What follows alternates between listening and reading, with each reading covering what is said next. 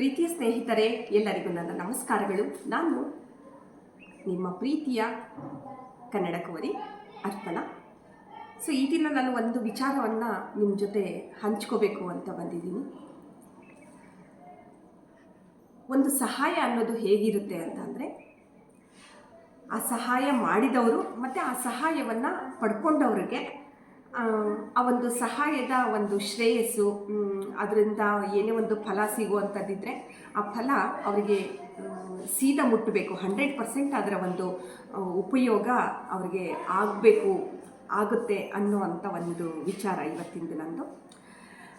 ನಿನ್ನೆ ರಾತ್ರಿ ನನಗೆ ಏನೋ ಅನಿವಾರ್ಯ ಕಾರಣದಿಂದ ಊಟ ಮಾಡೋಕ್ಕಾಗಿರಲಿಲ್ಲ.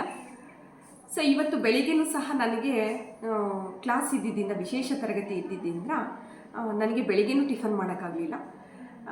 ಸಡನ್ನಾಗೆ ಬಂದುಬಿಟ್ಟೆ ಕ್ಲಾಸ್ ತೊಗೋಬೇಕು ಅಂತ ಹೇಳ್ಬಿಟ್ಟು. ಆ ಕ್ಲಾಸೆಲ್ಲ ತೊಗೊಂಡೆ. ಇವಾಗಿತ್ತು, ಈಗ ನನಗೆ ನೀರು ಕುಡಿತಾನೇ ಇದೆ ಕಂಟಿನ್ಯೂಸ್ ಆಗಿ. ಆದರೂ ಹೊಟ್ಟೆ ಚುರು ಅಂತಲೇ ಇತ್ತು. ಅಂಥ ಸಂದರ್ಭದಲ್ಲಿ ಸಡನ್ನಾಗೆ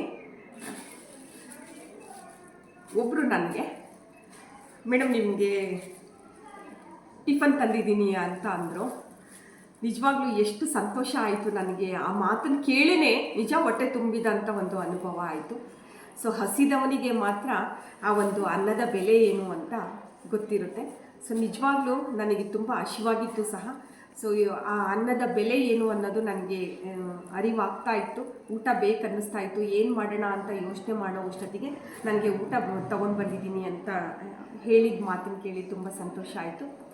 ಆ ಕಾರಣಕ್ಕೆ ಹಸಿದವರಿಗೆ ಹಳಸಿದ ಅನ್ನ ಕೂಡ ಅಮೃತ ಅಂತ ಅನಿಸುತ್ತೆ. ಅಂಥ ಒಂದು ಗಾದೆ ಮಾತಿನಂತೆ ಹಸಿದವರ ಒಂದು ಹೊಟ್ಟೆಯನ್ನು ತುಂಬಿಸುವಂತಹ ಕಾರ್ಯ ಮಾಡ್ತಕ್ಕಂಥ ಯಾರೇ ಆಗಿದ್ದರೂ ಅವರಿಗೆಲ್ಲರಿಗೂ ನನ್ನ ಹೃತ್ಪೂರ್ವಕವಾದ ವಂದನೆಗಳು. ಇಂಥ ಒಂದು ಸಹಾಯವನ್ನು ನನಗೆ ಈ ದಿನ ಮಾಡಿದ್ದು ಬೇರೆ ಯಾರೂ ಅಲ್ಲ, ನಮ್ಮ ಶಾಲೆಯಲ್ಲೇ ಇರ್ತಕ್ಕಂಥ ಕನ್ನಡ ಸರು, ದೇವೇಂದ್ರಪ್ಪ ಸರು. ಅವರು ಮನೆಯವರು ಕಳಿಸ್ಕೊಟ್ಟಿದ್ದಾರೆ ಅಂತೆ. ಅದೇನೋ ಗೊತ್ತಿಲ್ಲ, ಅದು ಯಾಕೆ ಕಳಿಸಿದ್ರು ಈ ಥರ ಸಡನ್ನಾಗಿ ಅನ್ನೋದು.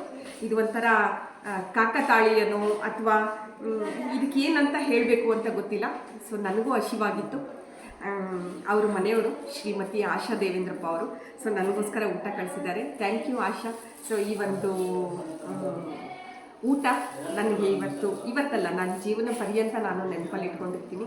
ಯಾಕಂದರೆ ನನಗೆ ಅಷ್ಟು ಹಸಿವಾಗಿತ್ತು.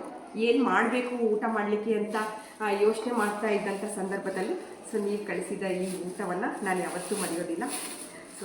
ಮತ್ತೊಮ್ಮೆ ಥ್ಯಾಂಕ್ ಯು. ನೋಡಿ, ನನಗೋಸ್ಕರ ಅಂತ ಇದರಲ್ಲಿ ಚಟ್ನಿ ಕಳಿಸಿದ್ದಾರೆ.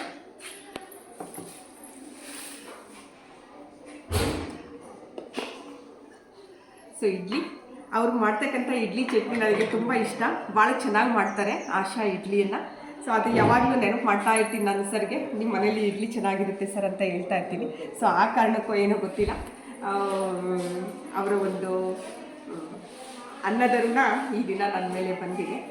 ಅದೇನೇ ಇರಲಿ, ಇವತ್ತಿಂದು ತಾತ್ಪರ್ಯ ಏನಪ್ಪ ಅಂದರೆ, ಅನ್ನದ ಬೆಲೆ ಹಸಿದವರಿಗೆ ಮಾತ್ರ ಗೊತ್ತು. ಅದರ ರುಚಿ ಇರಬಹುದು, ಅದರ ಸವಿ ಇರಬಹುದು, ಅದರ ಮೌಲ್ಯ ಹಸಿದವರಿಗೆ ಗೊತ್ತಾಗುತ್ತೆ.